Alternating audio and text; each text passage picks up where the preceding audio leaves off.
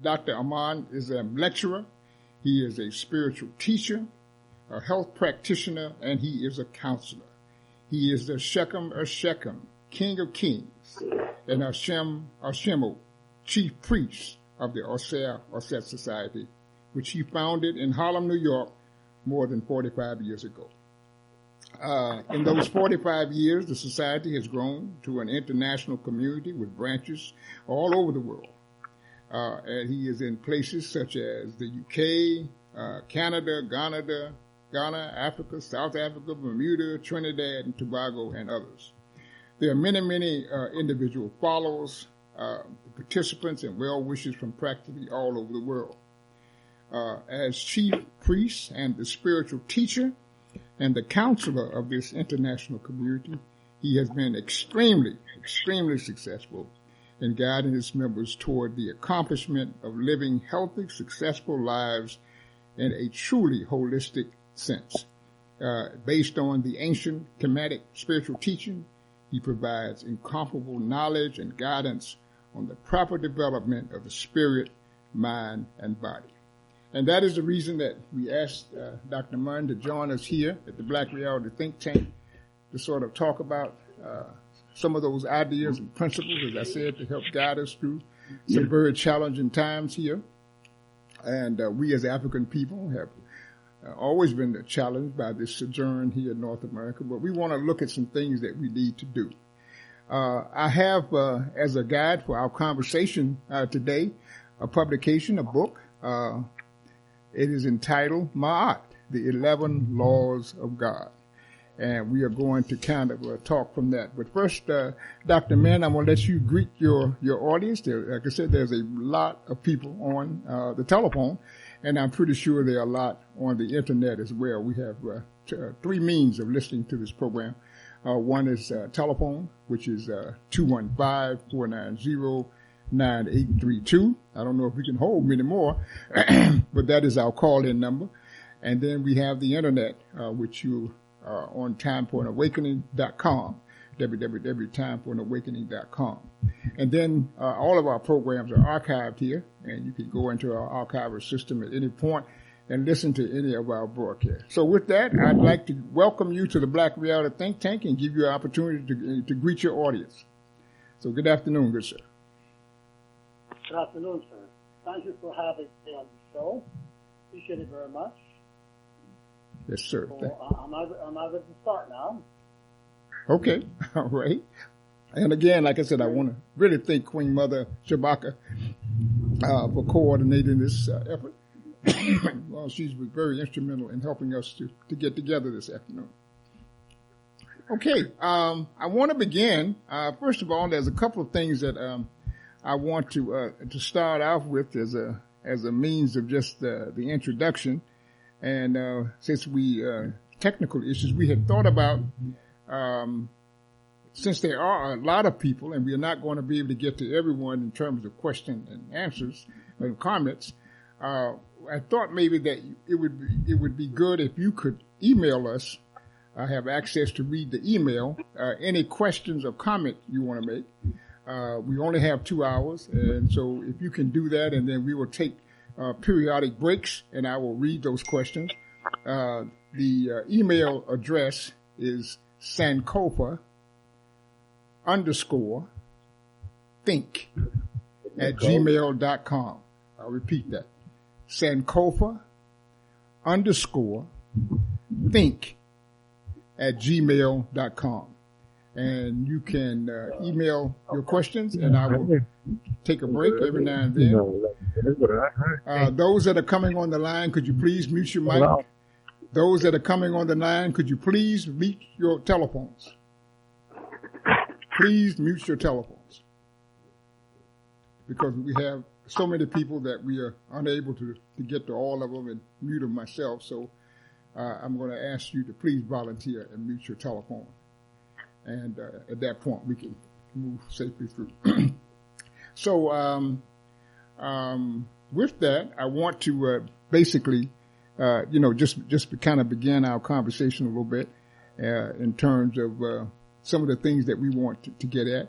I wanted to first, before we start into the book, Oh. Please mute your telephones. Thank you so much. Appreciate that. We wanted to get into the conversation. I just want to start off. Let me start off, Dr. Amen, by asking you this question. I've read your book thoroughly, read it several times. There are some things out of some of the writings that I've gleaned that I want to talk with you about, ask questions about. But I want to make sure that we are all on the same page. I know everybody that may be listening may not be a member of the Osset community, and so there may be some references that they may not be aware of. I want to start off by having you define how you use two words in the book, which are consistently throughout the publication. One is God, and give us a definition, a working definition for that in reference to the Osset tradition. And the other one is heaven. You mentioned that in a couple of ways too. So let's start with those, and then with that point, we can then launch out into some of the ideas and principles that are listed here. So first is God, and the second is heaven. How do you find that from the Osset viewpoint? First, let me say greetings to your audience, and I want to thank you and your group for having me. Yes, sir. Some of my ideas at the conference. Peace and blessings. Hope that's everyone. How do we define God? Or shall we say, how can we understand the presence, the entity we call God? When you look at the universe, okay, scientists speak about the creation of the universe. This goes back to a relationship of things. You know, the world is made up of an infinite number of things that relate to each other in a harmonious, unified way. Mm-hmm. They work together. So the working of things in the universe, you know, in material things, forces, living things, the biosphere, how all these things work together gives evidence that there's a great intelligence, a master intelligence, way beyond the ability of the human mind, at the foundation of the creation and maintenance of this universe. And this great intelligence that is evident by the things in the universe also gives evidence of a creative force. There is some reality, some entity that has conceived and harmonizes and manages things without a physical vehicle. Because a physical vehicle is the effect and the work of this great intelligence. This intelligence that we call God. You see that? And by different names. In ancient Egypt, the word for God was Nefer, meaning the Lord of all. Meaning there's a master presence that has conceived, created, and maintained all things in this world. We call it the Lord of all, Nefer. In other traditions, Jehovah, God the Father, Allah, Oludumare, Nyame, and so on. Mm-hmm. So this is what we mean by God. Okay. Well, great. That gives us really something to launch from. And that's very clear as well in your writings and what you're saying and the principles you're using to address the Maat. And then I guess the heavenly part. And we are sometimes, unfortunately, in this North American experience, we have been indoctrinized, many of us are, with that Christian experience, that there are so many different conflicting thoughts about what that is. So could you explain that from the Osset? Well, from the Kemetic perspective, heaven is what, from a spiritual psychology perspective, we will call, spiritual realm, meaning that the beginning and end of physical things are not atoms or neutrons, or electrons or protons. We ain't ready to go look. It's a special energy. How did you get up there? How are you going in the room? I'm sorry about that, Dr. Ma. I'm sorry. Yeah, I understand. We got to live with it. Okay, exactly. There's a subtle realm of forces, where, and beyond the world of force. Beyond the world of force, there is a core energy, okay, a core consciousness. You see, that is our residence and the residence of that entity we call God. Okay. You see that? In the Western world of thinking, heaven, of course, is materialized, at the skies or the, outer space or whatever. Mm-hmm. But we have to look within, deep within us, to that part of us that is just pure consciousness itself, which is who we really are.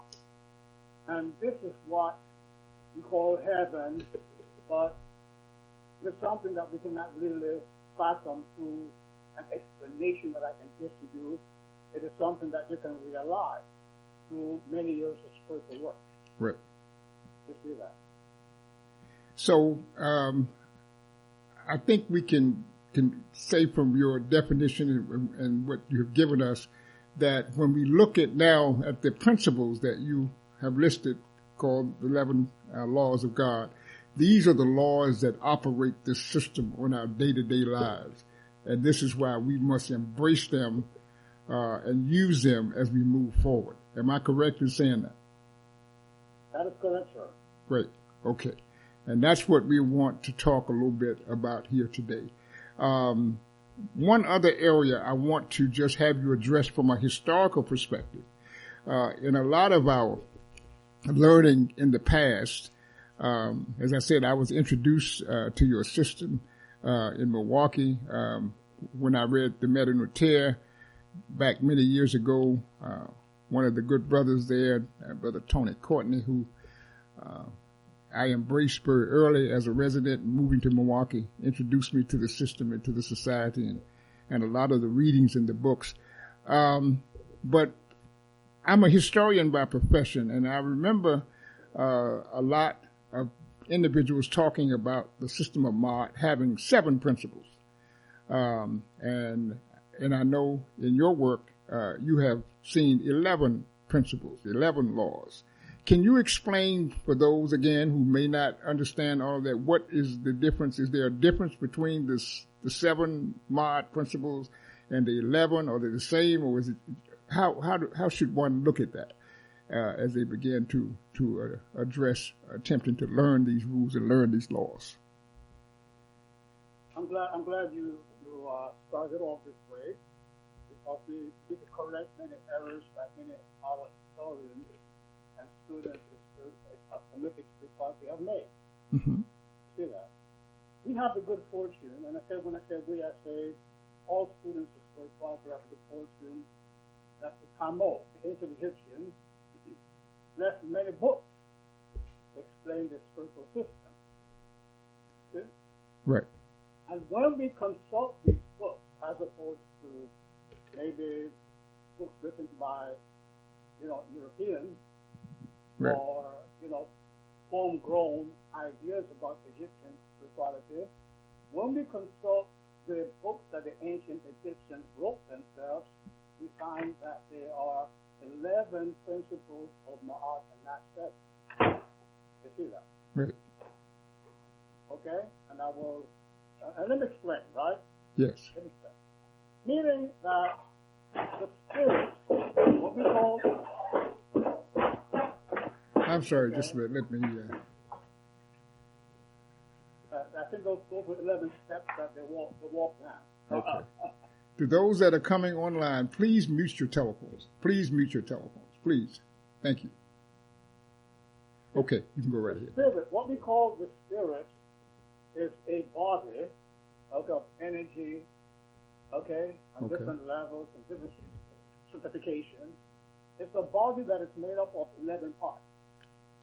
And if we can divide the spirit into 11 major faculties, you see that?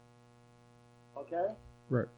And I can name them, the Egyptian names from highest to lowest is the Maat, the Tahuti, the Shechem, the Eb, okay, the Tahu, all right, the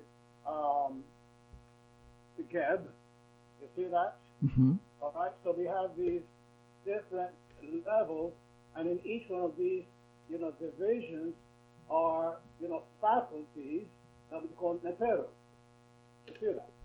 And these Neferu are the major components of Egyptian spiritual teaching. That's Ofer, Tahuti, Seker, Maat, Herikahuti, Eru, Eferu, Sebek, Oset, and Geb, that's 10, and the source of these 10 is Amen, the 11. Mm-hmm. You see that? So these are the 11 faculties that governs what you call your spirit. Okay? And the thing is that all 11 faculties must work together in harmony for your life to go well. For you to be healthy and be successful in your life, all 11 faculties must work together harmoniously. Mm-hmm.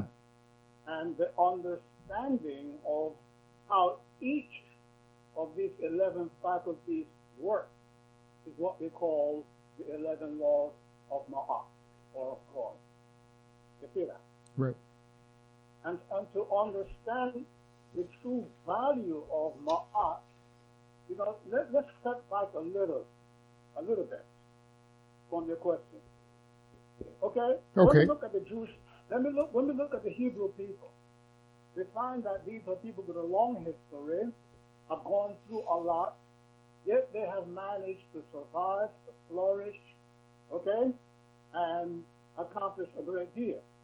And if you ask a rabbi or, a well-educated Jewish person, what is the most important part of their religion, they'll tell you, it's the Torah. You see, the Torah is the most important part of their religion and the foundation. When you go into the structure of the Torah, you will find that the Torah is to the Jews what Ma'at is to the ancient Egyptians. Mm-hmm. So the Ma'at is the most sacred and foundational, aspect of the ancient Egyptian tradition and the ancient Egyptian way of life. Okay? Powerful. Mm-hmm. So you see, to understand Ma'at, once you understand Ma'at and you apply it to your philosophy, your psychology, to your science, to your morality, to your social order, then you will bring prosperity, harmony, health, and wealth to the people. And Ma'at is the foundation for understanding Egyptian spirituality and the Egyptian way of life and why they were able to maintain their society for over 4,000 years. No other nation has come close to that. They do that. And given the world, ancient Egypt gave the world what? Religion, science, writing, literature, everything that the foundation of civilization was given to the world by ancient Egypt, and to understand why we have to get into Maat. I see. So, a student, a person who is seeking to enhance themselves with this knowledge and information has to somehow position themselves in a way that this can be receptive in their spirits. Now, from what I gather and from your writing, a lot of this information and this knowledge comes from divine revelation. Am I correct in saying that before I go further? Divine revelation of the ancient Egyptian priests and priestesses. Right, exactly. But fortunately for us, they left it in their book. Right, okay. I'm sorry. I was able to reconstruct this teaching for our people by going into the ancient records, starting with the first and oldest book in mankind, which is called the so-called pyramid text of King, Unas. Mm-hmm. Okay? In other words, when you go into the so-called pyramid text of King Unas, meaning right. that the book was inscribed in the walls of King Unas' pyramid, right? Fifth dynasty. Right. You will find that in there, the king left the documentation of the 11 parts of the Spirit, the Nefer, which becomes of the tree of life in Hebrew and Christian tradition. It becomes the 10 principles of the Dharma of India. You see that? And so on. It becomes the Dasha Vidya, the 10 teaching goddesses of the ancient Shraman, or the so-called, black Sudras of ancient India tradition. Right. It becomes the 10 virtues of Taoism, and so forth. So the 11, or shall we say minus the take away Amen, as a source, and the effect is 10, we find that 10 in so many traditions, the 10 commandments, the 10 Dasha Vidya, and things of this nature. So what I'm simply saying is the oldest book, the so-called pyramid text of Ani. Then you come to the ancient Egyptian book of creation, the so-called book of knowing the transformations of Ra and overthrowing evil. Mm-hmm. Then the book wrongly known as the Egyptian book of the dead, which is the book of the dead, meaning I'm a divine being, I'm a dead. And then when we get into the metempsychosis of how to transform yourself from a human being into divine being through the weighing of the heart ceremony, in which Maat now is the standard. You see that? Mm-hmm. When you put all of these books together and end Dua, if you have to go to this book, it was divine revelation to the ancient Egyptians, but to us, it's a work of studying these books. I'll be wrong to you to say that, I got the teachings that I'm giving to my people through divine revelation. No, that would be wrong. Mm-hmm. The books are here. And that's what I think I'm asking is that a person that is going to take on this mission of learning is going to have to position themselves in some way to be able to get some of this, not only just through reading and lecturing and talking, but they're going to have some kind of spiritual annotations that will promote their learning as well. That has to work hand in hand. Is that correct? Well, I took these teachings and compiled an initiation system. Right. Which is, published in my Meditative Volumes 1 through 7, and many other books that I have written. I think some 40 books I have now. Where I put all of these teachings together, just not simply from the Hamitic tradition, but supplemented with the Taoist teachings of ancient Black China and Black India, the things that push back people. So we put it all together so that people can find their way back. Because yes, as you said, you have to go beyond reading the text. You have to then know, because it says the text, these books are speaking about how your spirit works. Mm-hmm. So we have to not take consciousness into our spirit to verify the teachings. You see that? Mm-hmm. And then to live the laws, and that is when the verification takes place. Okay. Can you also talk a little bit about the Declaration of Innocence, what's often sometimes the Egyptologists call the negative confessions? How does that blend into the Maat as a source of learning for individuals? What is that actually? Very good. First of all, it is not negative confession, But when you read the text, the speaker, the subject is not confessing anything. Okay. The speaker is declaring her or his innocence. Not have I. Mm-hmm. This is blasphemy. Not have I fornicated. Not have I stolen. That's Okay. So the thing is, you see, and so the so-called 42, and when you go into the different records, you find that sometimes it's 40, 41, 45. 42 is one of those, format numbers. It's one of those form numbers. It's sort of a numerology system. But you see, they are basically, different declarations of innocence. Meaning, the person is declaring that I have lived truth, meaning I have observed Maat. You see that? Okay, and this is what we call the weighing of the will and the weighing of the mind, meaning which shall make truth. The weighing of the heart, meaning the will, and the weighing of the mind, meaning that in the ancient Egyptian initiation, meaning the system of transforming a human being into divine being, you have to go through a lengthy trial that might take several lifetimes, where you are now subject, you're challenged by life to this truth, to live the 11 laws of Maat. You see that? Right. Okay? So your mind is inspected to see if your thoughts are built on truth, meaning Maat.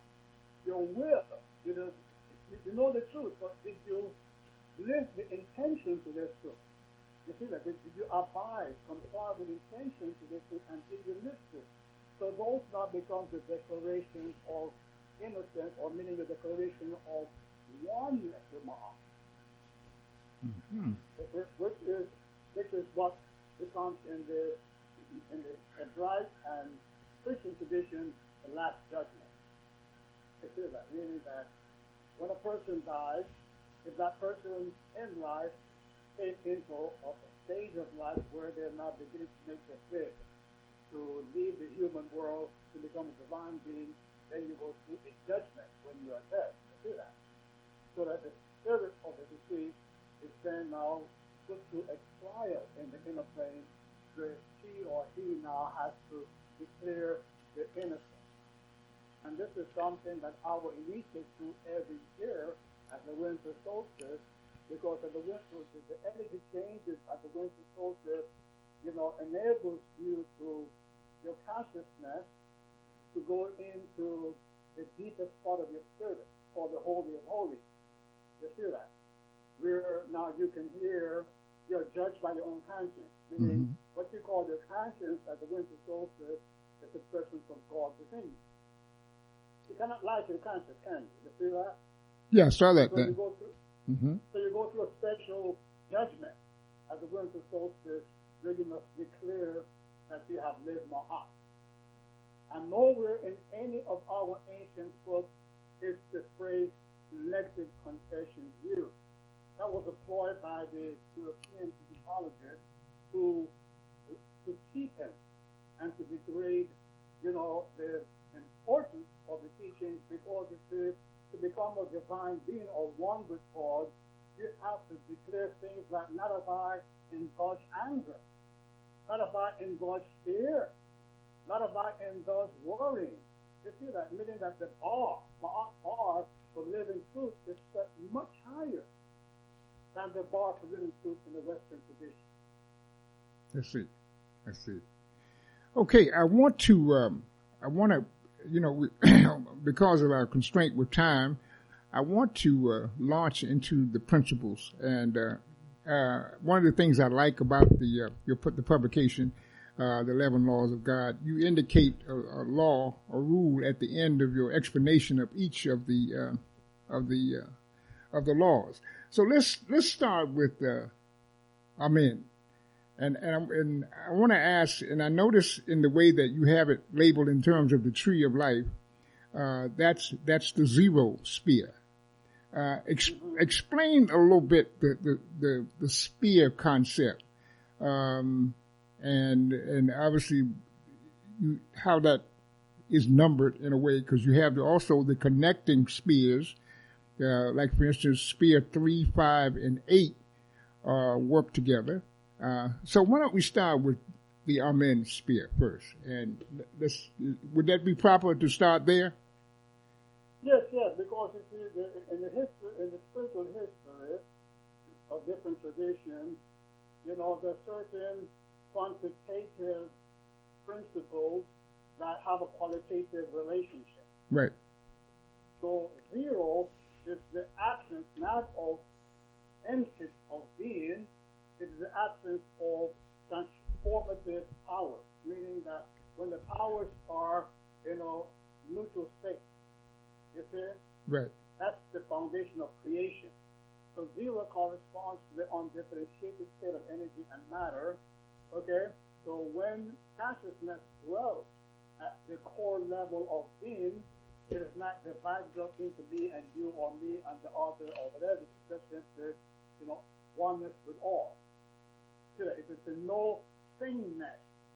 There are no things, but consciousness is there. Yes.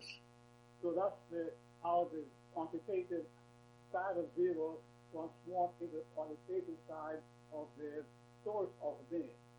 And so that which means that at the foundation of your spirit, my spirit, everybody's spirit is a unconditioned state of being. So that when you make a statement that, man is emotional by nature, you have violated the core of the person's being. Mm-hmm. But at the core of your being, your spirit is unconditioned, but it's free to manifest any behavior, anger or peace. So which would you do? If it's the unconditioned state enables you to be peaceful, as opposed to manifesting anger or fear, which will destroy your health and your well-being. So you have to understand that at the root of your being, your unconditioned means zero. So, right, yes, indeed. So, using this particular principle, the law of man, I noticed you said we were made in the likeness of a piece that nothing can disturb. So, as I think today about some of the troubling times that we are in, I see this principle as one that really clearly is at the center of what we as a people need to embrace, is that nothing can really, you can't let anything steal that peace that's within us. Am I correct in saying that? That's correct, meaning that we get angry from what we're seeing happening to black people in the world, right? Right. But that anger is not a core manifestation. You see that? That anger from what somebody's doing bad to you, that your anger is further destroying your brain, further destroying your health, further degrading your ability to perform and to survive. So you want to respond with peace. You see, when somebody transgresses against you, why? Because that peace will preserve your IQ. Yes. That peace will preserve the privacy and lucidity of mind. That peace will enable you to preserve your health and therefore find a better response to the transgression. And I can see that being so vital in families. Right now, we are seeing a lot of hostility in families. We're seeing a lot of dissension and killings and domestic violence. In other words, Amen is your nature. It's your nature. It's what's natural to you. If somebody does you wrong, your natural response is not the anger or fear or worry or grief, because these responses damage your health, your thinking, your emotional well-being, your ability to survive. You see that? Mm-hmm. So you have to understand that you have something more fundamental than anger that you have to act. I see. Okay. Let's move then to Osir, the spear of the tree of life, the first spear of the tree of life. Why don't you make a comment about that, and let's make it applicable to some of the things that we are dealing with. Our people need to understand. We're looking at. In the Kemetic tradition, in the religion of the Kamor of Egypt, ancient Egypt, Osir represents, it symbolizes the divinity in man. Okay? Meaning that the goal of a person's life, the goal of people's life in this world is not to become a better human being, but to become a divine being. The Jews followed this concept and put it in Genesis. Right? In Genesis 1, verse 6, okay, God says, let us make man in our own image and likeness. Yes. Meaning that if God is a divine being, that image and likeness in which God makes man is a divine being. Huh? The last time I heard the image and likeness of something is just like it. Meaning that the image and likeness of God is a divine being. So man is a divine being. And you can go through the Bible and you will find that there are many references that telling you that man is a divine being, not a human being. Right. Because human means the contraction of human man, meaning earthly man. Meaning that the human side of man is man who has not evolved beyond the earth or the animal state, being controlled by his emotions and his sensuality. When you begin to live by the Spirit, you see the mind, the higher mind, and the Spirit, then you're moving into becoming a divine being, which is what you're supposed to be. Now, when you go through the ancient Egyptian books, you will find that you see the aspiration of the Egyptian man, the African man, was to become a divine being. And you will find that hidden in the museums, or the major museums all over the world, okay, they have the papyri of many men and women in different, stages of life, of social life in Egypt, that claim that they became divine beings. Meaning divinity was not for one man, Jesus. Divinity was for every man and every woman. Okay? Because the problem in life is being human. The Bible tells you that. Yes. To be a human is to be controlled by your emotions and your sensualism, which will always make you do the wrong thing. When all these people out here running around, without a mask, without distancing themselves, not caring who they make sick, not caring of all that extra work that doctors and nurses and first responders have to do to put themselves in danger so that they can park and have a good time, and so forth. These people are coming from the human side. You see that? But the divine side of you would say, let me live for the other person as I live for me. You see that? Yeah. And it seems that the power in this sphere is that you have put it together with 6 and 9, which is as you said, the harmonization of opposites, and that the whole idea of separating and unifying ourselves together. It seems to be really a very critical one for us to look at. Let me ask this: in learning these principles and ideas, I imagine that a student would take these one at a time, obviously, and work with them over time. I know this is not for single sitting, obviously, but these are things that you work on individually within yourself in terms of meditation, like bringing together that harmonization, the opposites, the separating that goes on sometimes within ourselves. Is that correct assessment of that? Well, the faculties work together, but the initiation process, we have to break it down and build it up. So in some lessons, you work on a principle by itself, and in other lessons, you combine it with other principles. Okay. You see that? It's like in medicine. Sometimes you might look at vitamin C by itself.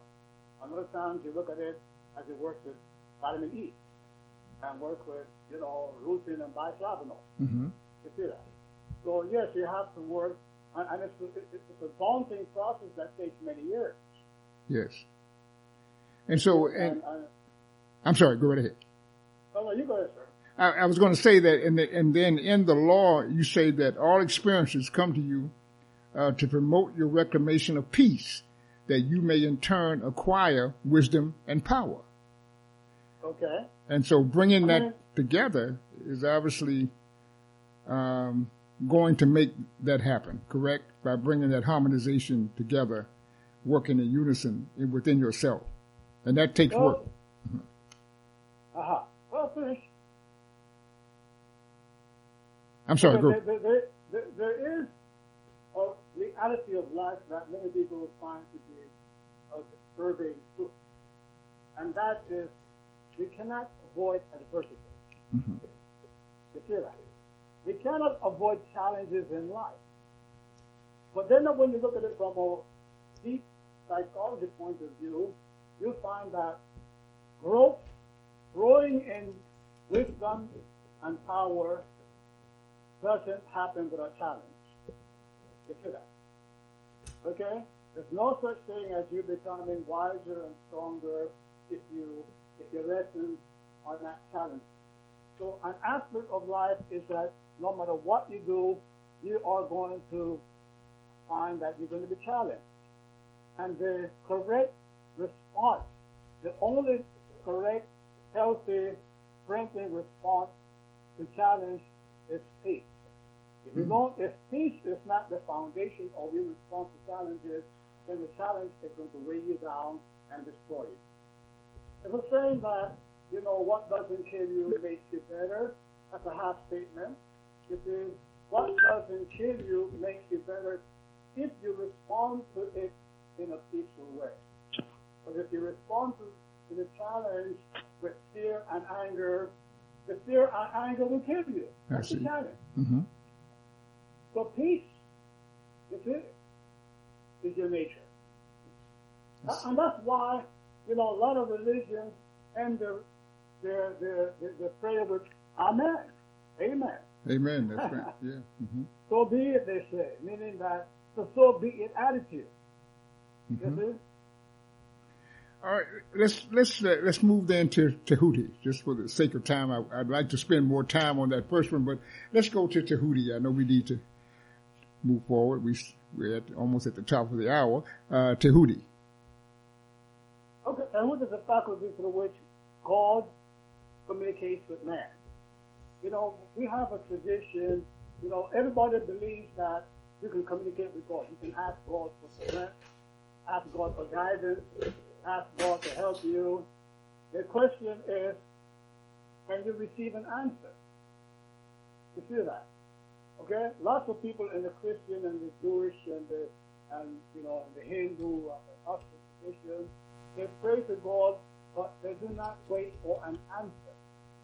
Because you see, it's an absence of a technique, a spiritual technique, procedure for getting an answer from God, getting a clear, direction, response from God. So Tahuti is that you have a faculty within you that complements the human mind. The human mind doesn't know much, and it's very puny and very, dangerous thing. We all know this human mind. So knowing that the human mind is very limited, God put a faculty, spiritual faculty within you, that if you cultivate this process of Tahuti, you will be able to get an answer. So that process involves observing certain laws, learning to meditate, observing certain virtues, and so on, and eventually you will get to the place, to the level where you can, receive clear responses and guidance in your life. We call that wisdom. Wisdom is not, intelligence. No, wisdom is reception of guidance from God. Mm-hmm. It is God that knows better. You see? In looking at, as you said, the meditation, in looking at that, not to divert from this particular principle, is there something that you can recommend to our audience as a process for meditating? I hear there's a lot of discussion sometimes about folks that say they can't meditate. I don't know how to do it. Is that what would you recommend to someone that might not understand the proper way to do that? Well, you go to my website. Okay, I have a book called Wherever. UAD, wherever. Okay? Okay. It's a meditation book. It teaches on how to see, and it teaches people how to meditate. Meditation is a process of you know, how you breathe and focus a certain way.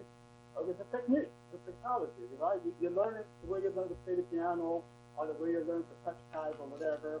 You need a guide. It's very simple, very easy to do. And I have books on it. I have a book on it over Ed. Great. Okay. And people get it, go over the CD in a couple of weeks, that's meditating. Okay, and you do it for several years, and you become very competent. But a lot of things you can do with meditation. When you meditate, it grows the prefrontal lobe of the brain. It increases, you know, gray matter and the actual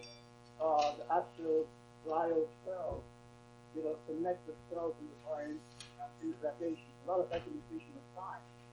And meditation is something that people should really be about to do that. In the Western world, unfortunately, we're told to go to the gym, build the muscles up, burn the fat, but we're not told to go to grow the gray matter and the fat connected cells in the body. Right. Before we go to Sekara, I want to just let our audience know that we are talking with Dr. Ra Un Nefer Amen, who is the Sheker of the Osei Society International.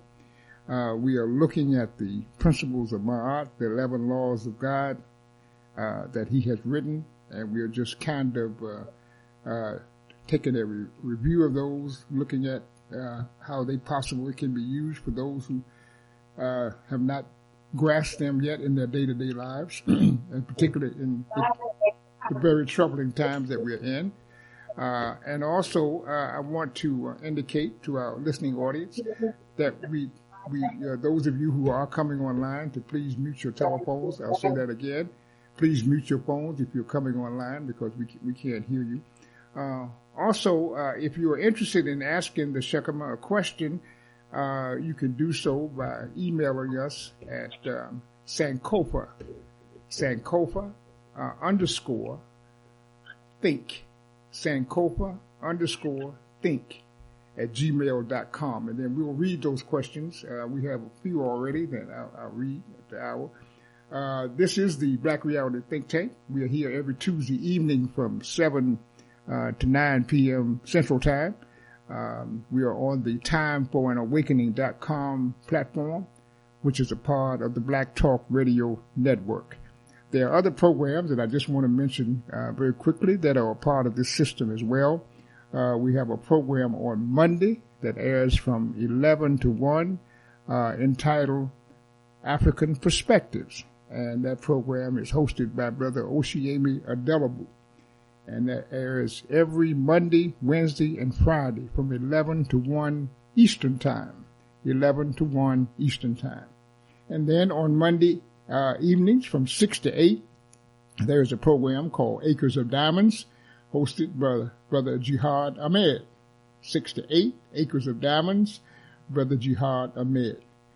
And then on Monday evenings from 8 to 9 Eastern Time. 8 to 9 Eastern Time. There's a program called Black Therapy Central. Black Therapy Central. And that program is hosted by Dr. Cambone and Sister Nataki Cambone. And that program is every Monday evening from 8 to 9, Black Therapy Central. And then on Monday from 9 to 10 on the first and third Monday of each month, there is a conversation on reparations. Conversation on reparations from 9 to 10 Eastern Time every first and third Monday. And then on Tuesday, we have the Black Reality Think Tank that you're listening to now. And then on Thursday from 7 to 9, we have After 7. And that program is hosted by Miss Shani B. 7 to 9, and that is Eastern Time as well, After 7. And then on Friday from 8 to 10, we have Time for an Awakening with Brother Elliot and Brother Richard, who are the organizers of the Time for an Awakening system. They have a program called Time for an Awakening. And that's every Friday from 8 to 10 Eastern Time. And then on Saturday from 4 to 6, there's a program called Black Sister Talk. It is the Black Reality Think Tank Weekend edition. And that is also from Eastern Time from 4 to 6. And then immediately following that, there's a program that airs from 7 to 9 Eastern, 6 to 8 Central, called The Elders of Sankofa, hosted by Brother Alfonso Watkins. And then on Sunday, finally, from 7 to 9 Eastern again, we have Time for an Awakening with Brother Elliot and Brother Richard. And then coming very soon this month, within this month, there's a program being hosted by the Black Farmers of America. It's called the Black Farmers Program, and that will be coming up very soon. So that is the lineup of programs for the Time for an Awakening. You can go to our website at www.timeforanawakening.com, timeforanawakening.com, and you can listen to any of the programs that have previously played. This program will be available sometime tomorrow. You can go to that website, pull down the podcast portal, and look for the Black Reality Think Tank, and you will be able to listen to this program 24/7. So we are so appreciative of all of you for logging in and listening as we talk with Dr. Mann. There are many, many of you online right now, and we are so happy that you have been able to join us. We are talking about the 11 laws of God, the Maat. We want to see one of the agendas of the Black Reality Think Tank is to provide a platform of conversation to help our people navigate through what times is a challenging life. And we want to bring peace, just as the Shekinah has indicated can be done. That's all within us to live a peaceful life. God wants us to do that. The creative force, the energy that's in us, can rise up and move us forward. And so we're talking about that today and talking about some of the principles that embrace that. I have one question, Shekinah, that has come in. The gentleman from Virginia, he wants to know, could you define wisdom?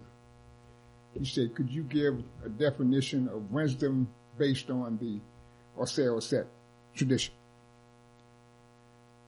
Yes, as I said just a while ago when I spoke of Tahuti, wisdom is a response that comes from God. Wisdom is God's guidance, that God, the guidance that God provides to man to avoid and solve problems is wisdom. In the Western world, the word wisdom has been misunderstood as genius or great intellectual ability of a person. But we find that no matter how intelligent a person is, no matter how genius a person is, they're still subject to errors and limitations in their, information processing. Wisdom is an answer, a response that comes from God that is free of errors, is beyond errors. You see that? And what people have to understand is that you can get a response from God. Now, for example, in the Jewish people have a science that they derive from the ancient Egyptian called Kabbalah. You see that? Now, the word Kabbalah comes from the Canaanite verb kabal, which means to receive. To receive what? Wisdom. Means to receive guidance from God. Yes, sir? So wisdom is the guidance you receive from God. Like, for example, in Akan tradition, there's a saying, say, Jenyame, meaning only God knows. So when you really want to know something, that knowledge that you receive from God as opposed to your own, mental athletics is what we call wisdom. The Jenyame. Okay. All right. Well, then now let's go to Seker, which is the third sphere of the Tree of Life. Yes. Okay. Remember what I said earlier about the goal of life for man. Man is not destined to live the life of a human being. To be human is to be guided and controlled by your emotions and your sensuality, in which case you're going to do wrong. You must do wrong. You must mess up your life and the life of others. So if you want to have a good life, personally and socially, you have to awaken faculties beyond your human nature. So these faculties are awakened through, challenges in life. You see that? And the powers that you awaken that enables you to avoid and solve problems that your human faculties and that gives you, is what we call spiritual power. You see that? For example, if there are people who will tell you that they did spiritual prayers and rituals that enable them to heal themselves, to heal others, to free themselves from jail, to change and avoid a difficult situation, and it was uncanny. It was means that went beyond the spiritual ability. So sacred are the laws that enable you to respond peacefully and joyfully to challenges so you can develop the extra human power, what we call spiritual power and ability. Uh-huh. And then I guess in the law that corresponds to what you just explained indicates that when the emotions of man manifest in response to the word of God, they have the power to influence the course of any and all events in the world. Can you give me an example of that now in our contemporary times? You mean something that we could do now? Yeah, something, well, yes. Well, it's something we have done. You see that? In other words, when Dr. King, for example, was following Gandhi. Okay. Gandhi's peaceful resistance was not something that he concocted. You see, Gandhi's peaceful resistance was part of the yogic spiritual tradition, where it said that if you cultivate that Amen part of you, the peace part of you, and respond peacefully to the transgressor and to the challenge, you will gain power over the situation. Dr. King, a student of Gandhi, understood that. You see that? Dr. King also, I guess he studied Harriet Tubman. Mm-hmm. You see that? Right. These were all examples of people who responded peacefully. And if you go through the Bible and the Quran, you're going to find the doctrine of shalom, of peace, hotep, that will enable you to rise above the transgressor and the transgression and the challenges. That's powerful. So there are things in our history and in the history of the world, That's powerful. That have created monumental effects in history. And these are things that you can experiment in your life with the meditation that will help. And there are meditations, a certain thought and combination of principles that you must put into your mind, and certain strategies that you must adopt. These are called the spiritual teaching, meaning like everything you will need a guide. You see that? You will need a guide to help you organize your thoughts and your responses to be able to respond peacefully to a transgression. Or once you put it in motion, you will find that at the end, you will become a victim. And you see, that type of knowing is what we need for times like these now. That is clearly something that we as a people have to begin to work on and introduce. That's a very powerful piece. Let's go to Maat, the law of Maat, which is the fourth spirit in the tree of life. Yes, well, Maat is the law of law itself, meaning that Maat corresponds to the interrelationship between things. There's a natural relationship between things that defines your legality. You see that? Okay? Mm-hmm. So the thing is that, for example, freedom is related to law. You're not free to do whatever you want to do. You see that? Okay? And when you understand divine law, you will find that divine law doesn't restrict your activity. So there's this interrelationship of and interdependence of opposites that the law of Maat goes into. Bottom line, and we can get very technical with this, which I cannot do at this point, but the thing is that Maat, the supreme law of Maat is love. Maat is the source of love and the source of unity. So that when you cultivate love, even for the transgressor, Right. you will then conquer the transgression if you have a genuine love. Mm-hmm. You do that, meaning with peace in your heart, you will conquer the transgressor.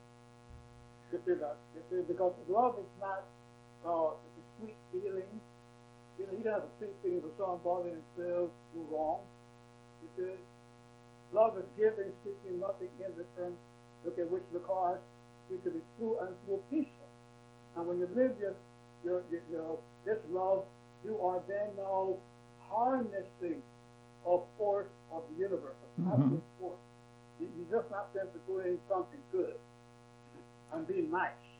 You are tapping into the force that built the universe and keeps it together. And that energy that you're calling and that we call love, how do you define that? What is love? We call it Maat. We call it Maat. Maat, right. That's what it is. That's love is Maat. And there's a word of power for it, and it's called Ankh. The Ankh, so-called Ankh cross. The Ankh is not a cross. The Ankh is a word of power. It's the Egyptian counterpart of the Hindu Om. The Hindu say A-U-N-G. We say A-U-N-G-K. Om. Same word. It's a word of power that creates unity. Mm-hmm. You see that? And but the unity is love. Love is not an intellectual thing. It's a force. It's a force. It's okay. It's a black hole in the universe. And that's what it's tapping into when you love. It's tapping into the black hole, which if they have the power to absorb even a galaxy. Mm-hmm. Mm-hmm. And you know, these are things that you gotta experiment with for yourself. I've been teaching you for 46 years, so that's why we are where we are. It's an international organization that's been around for 46 years. And so when someone says to another, I love you, brother, I love you, sister, what are they saying? What are they doing? Well, I hope they're saying that they can respond with true peace to my errors. I hope they're saying that they can give, seeking nothing in return. Mm-hmm. They do that. Mm-hmm. I hope they're saying that they will meditate to find a win-win solution to our difference. That's what I hope somebody understands when they say, brother or sister, I love you. Okay, powerful. Because the Western I love you is not true love. Right. Okay, Herrick Tahuti. Herrick Tahuti, yes. Herrick Tahuti is the divine protection, okay? And this is a very important thing, you know, that people don't understand that if you will get divine protection, it's once you understand and live the laws of God. Yes. And this is something that has escaped many religious people. They pray to God for protection without knowing that first they have to learn what the divine laws are and champion the laws. It's like somebody, you know, let's take health and diet. If you eat the wrong things and have a wrong lifestyle, it doesn't matter how much you pray for good health. You got to observe the laws of diet and lifestyle. Mm-hmm. So then your body will protect itself. Mm-hmm. And God will protect you if you take the time to learn the divine laws and live by them. You're not going to get protected by just instant, say, God help. You got to take the time out, learn the laws of God, and live them. Then you will be protected by God. Powerful. Because I can think of how many people I've heard over the years in my life said, God's going to punish you for that. You did something, you're going to pay. God is going to punish you. So that clearly, under this principle, is not true. It's not the case. I'm glad you said that because God doesn't punish. Right. God creates a world where things are interrelated and interdependent. You do wrong, you will reap wrong.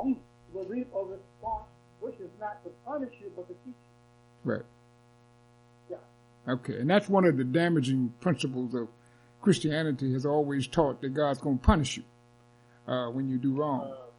And we live under that fear, so instead of that, it's fear, and instead of embracing. Okay, the law of heaven. I'm sorry? If you teach somebody to do right through fear, that fear will damage their health and their thinking. Yes. And their cognitive ability. And you'll defeat the purpose of teaching them. Okay. All right, the law of Heru. And I'm kind of moving, I want to move fast to these because I want to get through all of 10. So the law of Heru, the sixth sphere. Yeah, Heru is the outer side of your divinity. Osiris is the inner side of divinity. Heru is the outer side of your divinity. Meaning that Heru governs your ability to live truth in the world. To see that. To be in the world but not get caught up in the world. And it is your choosing. In other words, you get to realize that you have a choice to respond to challenges according to the laws of God, as opposed to respond based on your feelings. You see that? And human standards. You see? So you have to choose. You have to make that choice. You see, God gives you free will so that you now have to choose to live our divine laws. Okay? And this is very important because people feel that they're compelled to be angry, to be afraid, to worry and grieve, because they think that these responses are natural. And the reputation of the belief that negative emotions are natural is the fact that if anger hurts you, it can't be natural to you. If fear hurts your health and your well-being, fear cannot be a natural response. And the same argument goes for worrying and grieving and indulging sadness. If these things damage your IQ and your health, you see, then they cannot be natural to you, because nothing that harms you can be natural to you. I see. And so this is the choice that you have to learn to make. And that's what Heru, the law of Heru, it challenges you to live. You know, one of the things that struck me about your writing here and what you've done is that there was a comfort that this reading gave me. It really put me at peace as I was reading through these principles and your laws. And we're going to tell our audience how they can get a copy of this publication in case they don't have one. But there is a real peaceful feeling that you get as you go through these principles and ideas, and it sort of wakens up some things deep down inside of you. I think that's the power I got out of it, and the excitement that I got out of this reading. That's what the laws are for. They're to be contemplated, meditated upon, and they will transform you. Right. That's powerful. Okay. I'm glad to bring this up. I just want to say something. You see, because you see, in this Western world, people think that they will bring order into people's lives and society. When they say law and order, they're using force. No, you're not going to help people by force. You have to give them, an understanding of divine law. Let them cultivate in their minds and in their hearts the divine law, and this is how you bring comfort and order and harmony into people's lives. Okay. Wow. Okay, the law of Heru, the seventh sphere. The Heru is what we call the imagination. You see that? And when you image yourself responding in a certain way, when you image yourself acting and achieving certain goals, if you hold on to those images with a negative feeling or a joyful feeling, to empower that image to manifest itself. You see that? So if I hold on to the image of, acting successfully, positively, okay, in a given situation in life, that positive energy is encouraging that image to become a reality.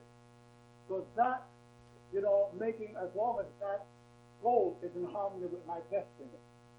You see that? Right. Then now it will come true. That sort of embraces that saying that we've heard many times, as a man thinketh, so is he. There you go. And it's part of that Masonic tradition, that Masonic understanding of what we call power of the mind. Right. You see that? Right. I want to say to our audience, we are talking with Dr. Ra Un Nefer Amen. We are going through the 11 laws of God, which are the Maat principles. If you would like to ask a question, because of the amount of people that we have on and the time that we don't have left, please email questions that you might have. You can email them to sankofa_think@gmail.com. And we've received several comments, and I won't read the comments. I just want to kind of respond to the questions that you might have. This is a lesson for life, a lesson for the times that we are living now. These are things that can help us to navigate through some of the difficult challenges that we are having. And Dr. Amen is giving us real wisdom and power that we can use. We're also going to tell you how you can get a copy of the book and use as your guide. I received this book about a week ago, and I have not been able to put it down, not only in preparation to talk with Dr. Amen today, but just in my own life, and living through. So I want to get through and move a little further because time is still creeping, and I do have some questions that I want to ask him in regard to this in terms of the applicableness of life and our walk here. So Dr. Mann, let's go to the eighth sphere, Sebek. Yes, Sebek is a part of the spirit that corresponds to man's, intellect. You see that? Okay? In other words, it corresponds to our verbal, intellectual processing of information. Mm-hmm. And when we are in the human stage, okay, our intellect, okay, assumes premises. Okay? It is logical, but it assumes premises. And the assumption of premises for reasoning is a major source of what is wrong in the world. So Sebek, is the Egyptian counterpart of Eleba, a true, in the universe tradition, of a trickster, spirit in the world. You see that? Okay? The Hopi Indians said that when God created the world and everything was good in the world until God created Fox. You see? So Fox is symbolic of this Sebek, the left hemisphere of the brain. Mm-hmm. You see? So whether we believe or our conviction is based on reasoning, based on, truth, meaning laws, divine laws, makes a difference in our life. Mm-hmm. So the law of Sebek says to you that you have to make sure that your beliefs, your conviction, okay, about what kind of being man is and about your personal life and about things in his life must be based on divine law, meaning spiritual principles that are verifiable by by science. And when you go through all of these laws, you're going to find that all of them are verifiable, by science. That's what makes them divine law. Mm-hmm. Okay. Now, in that law of Sebek, you asked one of the questions at the conclusion of it is, are you a human or a divine being? Could you explain that? What is the difference between a human and a divine being, just for our understanding? Make sure that we're all clear on what that is.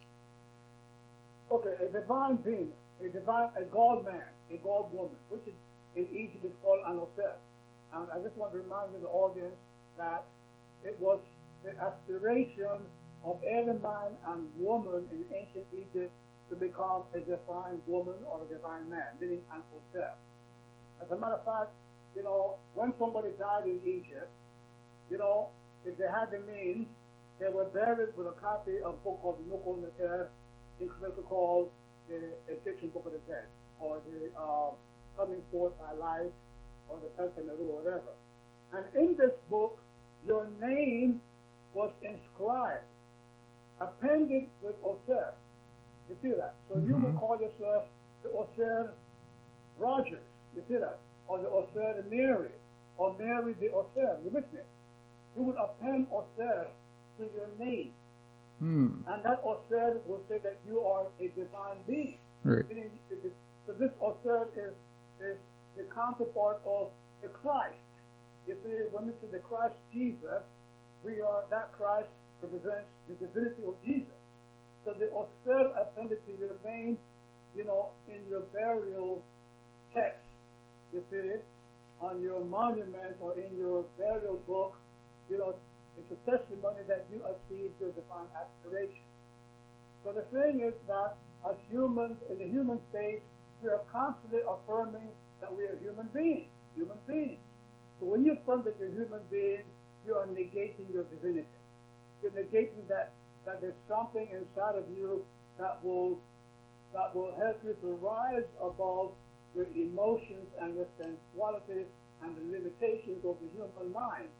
Once you activate this higher part of you, you will find that you now have higher powers to be successful in life. You see that? You have powers within you that will drive your IQ from, let's say, 120 to 200. That will raise your success, quotient to the level of a Bezos or a, one of these guys. I don't want to really hook you up with one of these people. They have all the problems. Right. But I'm saying to you that you have to get rid of your identification with the human, which is limited and messed up. Okay. The human in man is what gave us World War I, II, III, gave us, the contradiction of being, a slave owner and a so-called reputable, minister of the church. Okay. So basically, it's really a function of the spirit. That's correct. Right. Okay. All right. That's clear. Living by the spirit as opposed to the human side. Okay. That's clear. That's real. That really requires really deep meditation and thought. You're right about being. What is that? And I asked that in my own self. That's kind of like the mirror question. You look in the mirror. In the mirror. You see a human or a divine being? And that's powerful. That's very powerful. And that's the last judgment. Every time you come into this world to become a divine being, some people come into this world, they're not ready yet to be challenged to go to the next evolutionary stage of divinity. But if you came into this world and that state to become a divine being, when you die, that's the question you ask. Are you a human being? Meaning, did you indulge anger? And you said, not have I indulged anger. Not have I stolen. Not have I cheated on my husband or cheated on my wife. Right. You have to give those, because those are the human things that make you do those things. Right. And so that's where the fault of the ego comes in. Is that correct? That's correct. Because I see that as a destructive force particularly in our people, is that ego thing. It just destroys us, I mean, we see it. Everybody sees it. I'm not the only one. We see that on a day-to-day basis. And it's like what the young folks call hateration. You're hating everybody. You see it in families. You see it, in mates, couples. It's just really a destructive force. And I think this is one clearly for very careful study. Very careful. Well, we see this all around us because, unfortunately, we are captured by a culture. Right. Yes. That knows nothing or very little of the spirit. Right. Okay, let's go to Oset, which is the ninth spear. Yes. Oset is the part of the spirit, that governs the plasticity of the psyche and the brain. Meaning that through meditation, through the trance state of meditation, you can overcome every conditioning You see that? Mm-hmm. Okay? The average person finds it difficult to get rid of anger and fear, to get rid of negative conditioning and bad habits. They can't give up smoking. They cannot, give up eating the wrong thing. Right. They cannot give up the thought that's killing them because they try to give up. They try to push back on these habits, and we're using the average state of the mind. No, it's a specific state of the mind that facilitates giving up habits and negative conditioning, and that is the plant state. That is brought about through meditation, and the whole science of doing this corresponds to the object part of the spirit. Mm-hmm. Mm-hmm. So if you find it, go ahead. No, go right ahead. Go right ahead, finish. So if you have a bad habit that is destroying your life, your health, your relationship, you have to learn to meditate. Once you learn to meditate, to go into trance, and then in that trance meditation state, you process the change of behavior. You find it easy. Find it easy to do. And what I was going to ask you is, this is really where things like healthy eating and getting air and sunshine, all of that comes in at this particular point. Am I correct? No. That's the gap. That's the next part. That's the next one. Okay. All right. Okay. Yeah. Or is just sitting down in your bedroom or your living room, something, and you breathe a certain way. Okay. You slow down your breathing and breathe a certain way. Mm-hmm. You might chant certain words of powers, certain melodies, whatever. Bring your brain way down. Okay. Mm-hmm. And you will go into an altered state of consciousness. Okay. That will heighten your psychic sensitivity to absorb truth and to change itself. Okay. Gotcha. All right. Let's go to Jeb. Yes. Well, Jeb is the physical body, which is the lowest part of the spirit. We call even the physical body is spirit, the lowest part of spirit, and it has a lot to do with the spiritual life. You see that? Meaning that, there are, 10 set of forces in the psychical part of your physical body, okay, that must be in harmony. And you keep it in harmony by lifestyle, certain internal exercises, diet, and things of that nature that will impact on the way you think, the way you feel, and your ability to realize your spirituality. And there's some spiritual traditions, some religions that don't understand that, because they don't realize that the way you treat your physical body impacts the spiritual expression in your life. You see that? You might be praying to God for this and for that and the other, and opposing that same prayer in eating and a silent form. It doesn't take much to see it. If I drink too much, I might truly believe in God, and when I'm sober, I might be God loving and fearing or whatever, but once I drink, there goes the holiness, right? And I think that was one of the things that I was so thankful of in terms of my experience with working with the Milwaukee Center, is that they always concentrated on healthy eating, and obviously using diets that also made it tasteful for those who may be trying to break away from those bad habits.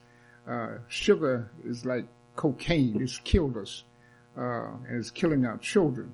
And so to break away from that is very powerful. I remember when my children were going to the Kamet Institute, and at lunch they had to bring healthy food. And that drove my grandkids crazy because they wanted that sugar stuff, and all of that other stuff. Grandpa, we don't get no meat, and they would say, but I said, you got to learn to adapt and do that. And I was so appreciative of that, yeah, exactly, in that behavior. So, I want to go back to the, the question that you asked. What is the difference between healthy eating and healthy lifestyle? And I think that was one of the things that I was so thankful of in terms of my experience with working with the Milwaukee Center, is that they always concentrated on healthy eating, and what Dr. Amen has just done is he's gone through these 11 laws, and obviously we don't have enough time to focus deeply on each one. I really highly recommend to our listening audience that you purchase this book. I do have I think I have an address where you can get that.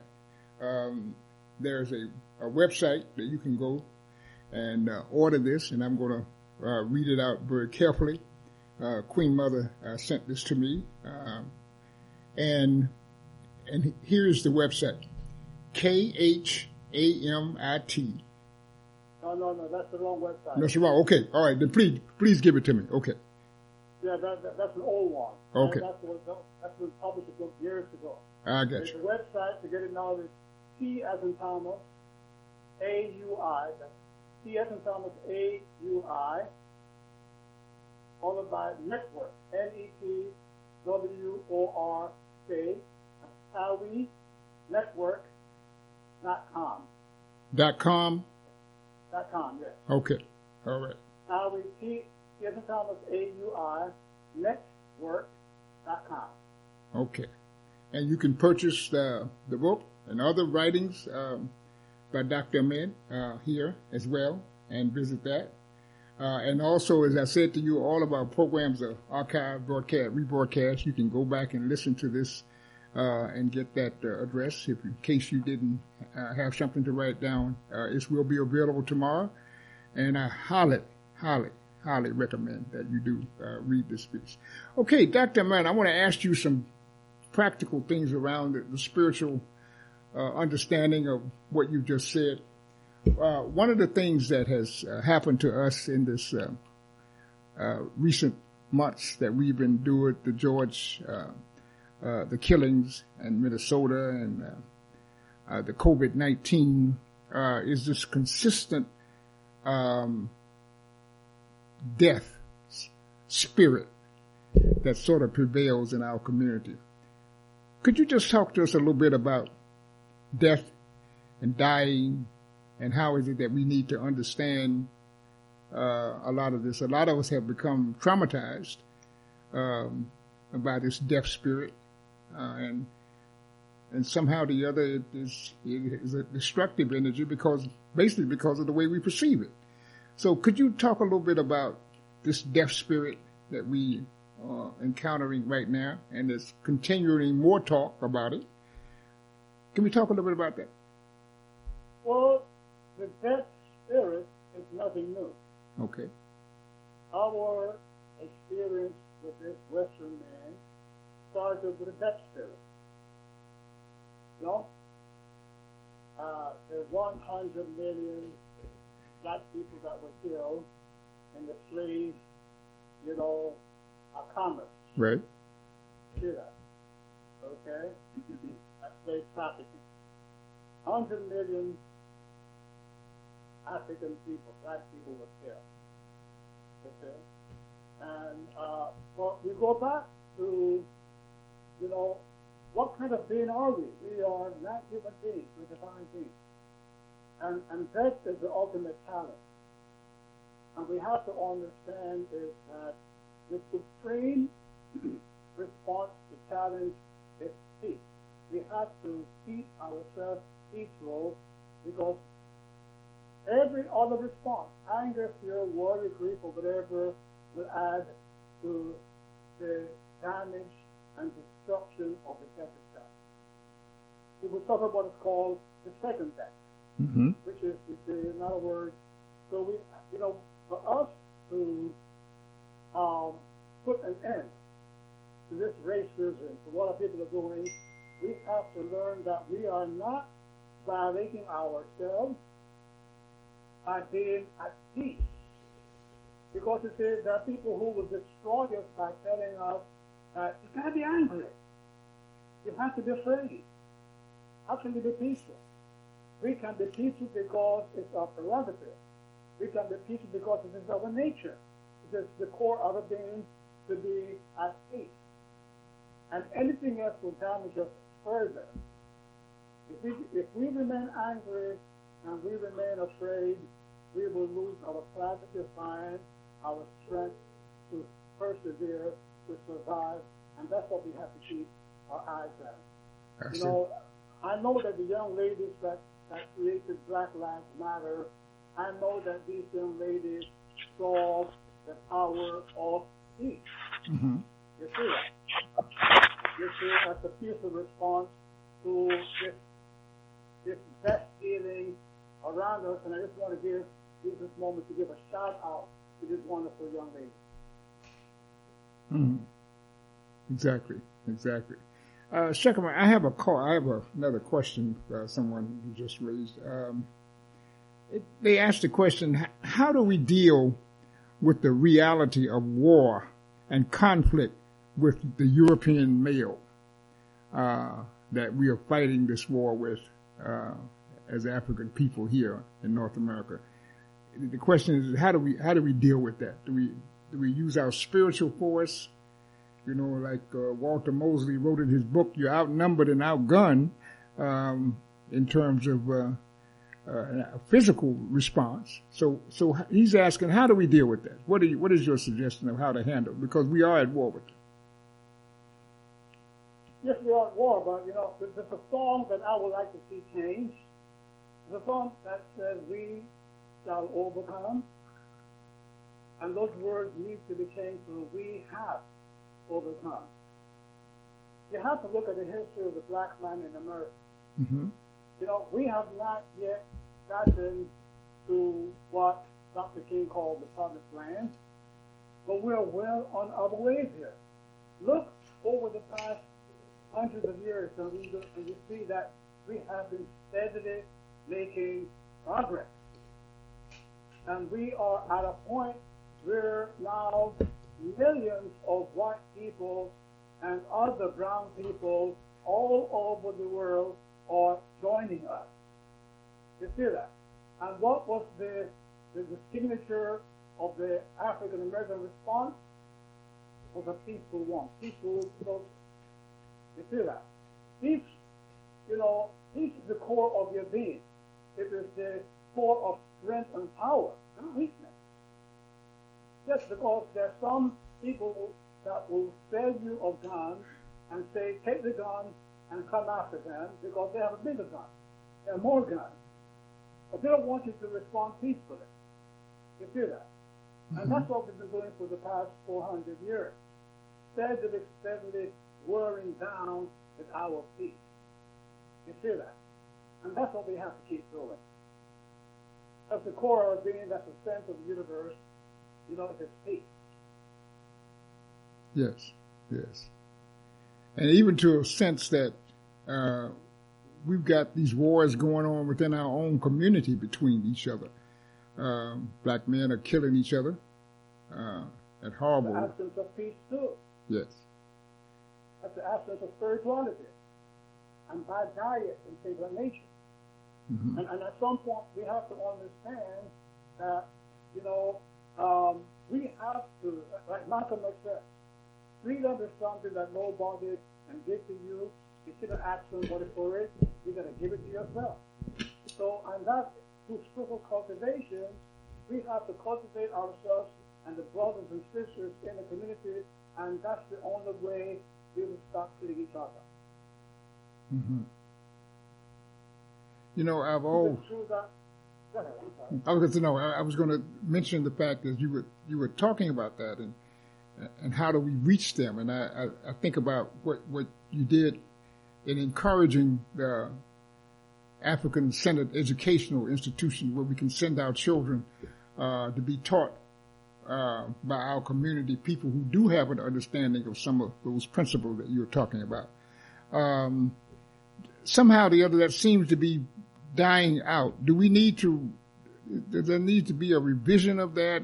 What do you think? Or is it, how do we get that back again? We have to get that back in operation again where we can go one-on-one with our children based on, you know, our learnings and things that we have are trying to understand as a community. How do we do that? Well, we have to go back to the old saying that it takes a village. You know, all of us as adults need to begin to learn the spiritual teachings of our ancestors, going all the way back to Egypt. Okay. You see that? And becoming initiates.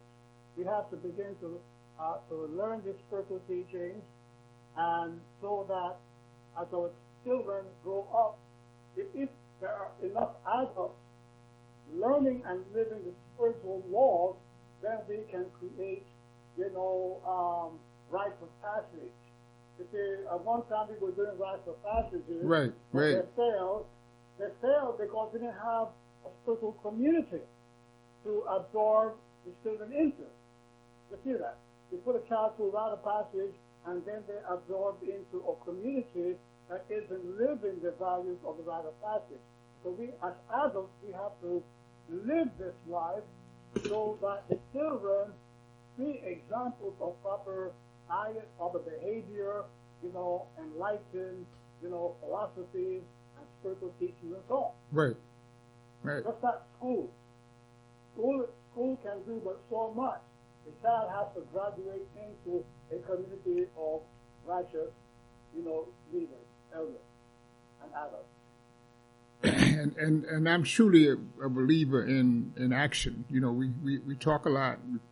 We do a lot of planning, and you have to plan. I'm not saying you shouldn't plan. I'm not saying you even shouldn't talk.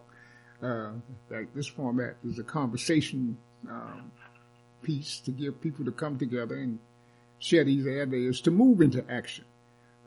So one of the things that I've been encouraging is starting what I call Saturday schools. Well, not starting them. There are people that are doing them now.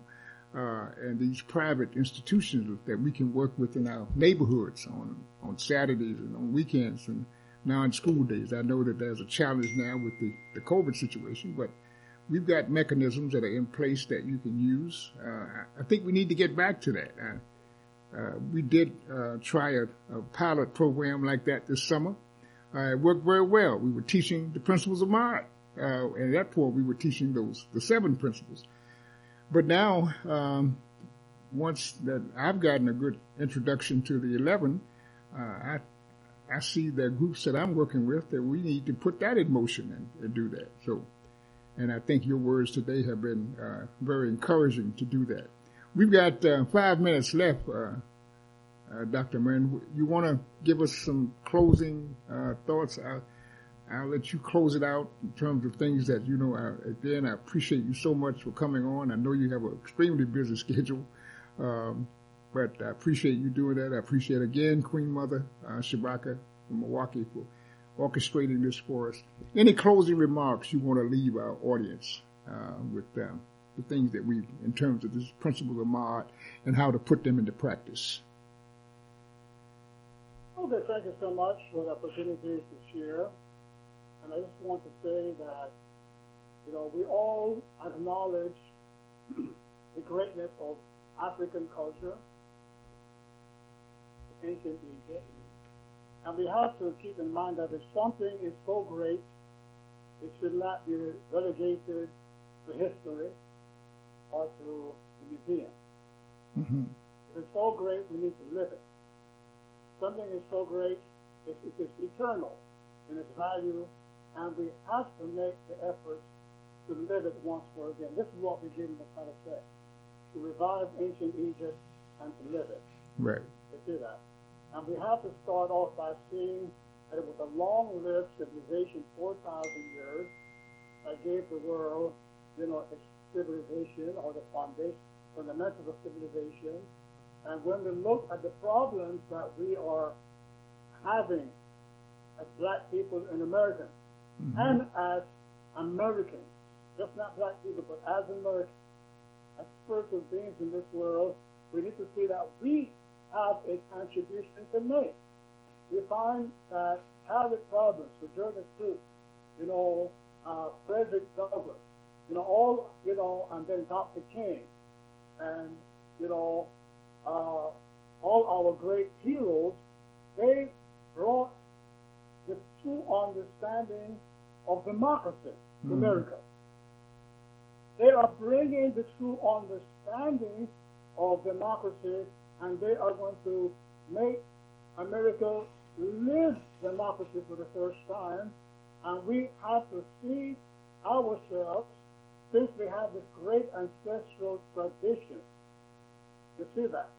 Okay, we have to go back to it. That's what Sankofa is all about. Yes. Go back Yes. to our tradition and make the world begin to understand and live spirituality, because the real spiritual teachings, you see, have not been lived since Egypt was destroyed.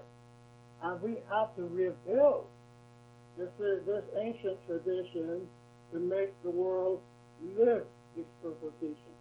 Yes. They say that Maat, divine law, order, can only be accomplished through inner cultivation and not some authoritative wielding a baton and a gun over you, threatening you, lest you live too. Right. Right. It's not going to happen. Dr. Amen, could you one more time give that website again? Because we really, my brothers and sisters who do not have this book need to get this, because we can do that. We can make that happen. This is our time. www.Tahuti, T as in Thomas, AUI, network, TahuiNetwork.com. Okay. Network is NETWORK. TAUINETWORK. TahuiNetwork.com. And it's called Maat, the 11 Laws of God. Dr. Amen, thank you so much. I appreciate you and what you have done this evening for us here at the Black Reality Think Tank. I am going to continue in follow up on these teachings and a lot of the work that I'm doing. I really appreciate you for what you've done. I thank you, our listening audience, for coming on. Unfortunately, we could not open up the line for questions. We had over 100 people on the switchboard, and it just would have been almost impossible to do that. But we do appreciate you. We did get other remarks. There's a lot of remarks. It wasn't really many questions, but they were remarks, and appreciate those, and we thank you so much for doing that. Remember to go to the website, take a look, and by all means engage into this learning and this power. Again, Dr. Amen, thank you. May the ancestors continue to empower you to do the work that you're doing. Thank you so much, my brother. Thank you for having me. Yes, indeed. Hotep. Hotep.